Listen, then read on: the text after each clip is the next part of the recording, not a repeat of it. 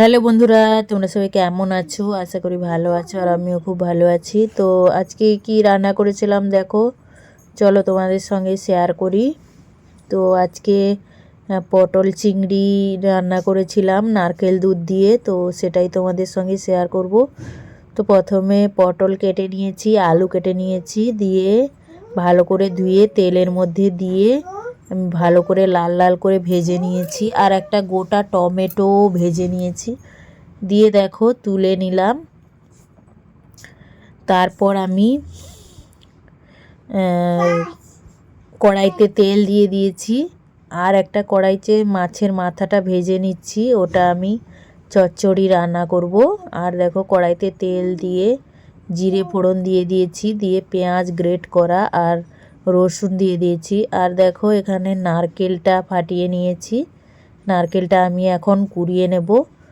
তো একটু লবণ দিয়ে পেঁয়াজটা ভেজে নিচ্ছি। তারপর দেখো লঙ্কার গুঁড়ো, হলুদ গুঁড়ো আর ধনে জিরের গুঁড়ো আর গরম মশলার গুঁড়ো দিয়ে আমি ভালো করে কষিয়ে নেব। তো আর আমি আদা বাটাও দিয়ে দেব। তো গোটা টমেটোটা যে আমি ছেঁকে নিয়েছিলাম ওটা ছিলকাটা ছাড়িয়ে দিয়েছি, দিয়ে দেখো ভালো করে মশলাটার মধ্যে দিয়ে দিয়েছি। আর এখানে দেখো আমি আদা বাটা দিয়ে দিচ্ছি, দিয়ে ভালো করে কষিয়ে নিচ্ছি। একটু জল দিয়ে ভালো করে আমি কষাতে থাকবো, যাতে মশলাটা পুড়ে না যায়। মশলাটা পুড়ে গেলে কিন্তু স্বাদ হবে না, তাই মশলাটা ভালো করে আমি কষাবো। এখন আমি চিংড়ি মাছগুলো ওর সঙ্গে দিয়ে কষিয়ে নেব। তোমরা চাইলে আলাদা করে ভেজে নিতে পারো, আমি কিন্তু ওই মশলাটার সঙ্গে আমি লবণ হলুদ মাখানো চিংড়িটা দিয়ে ভালো করে কষিয়ে নেব। ঢাকনা দিয়ে আমি ভালো করে কষাতে থাকবো। আর এক পাশে আমি মাথাটা বসিয়েছি, তো চচ্চড়ি রান্না করব। আর এখানে দেখো আমার চিংড়ি মাছের সঙ্গে মশলাটা কষানো অলরেডি হয়ে গেছে, তেল ছেড়ে দিয়েছে দেখো। তারপর আমি আলু পটলটা দিয়ে ভালো করে কষিয়ে নেব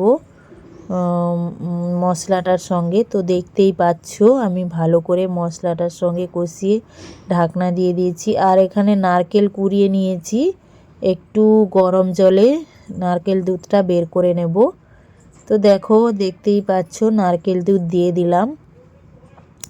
তো এরকম আবার অনেকের পছন্দ হয় না, তো যার পছন্দ হয় না, কিন্তু আমাদের কিন্তু খুব ভালো লাগে। আমাদের মেদিনীপুরে এরকম রান্না করে, পটল চিংড়ি নারকেল দুধ দিয়ে আলু দিয়ে।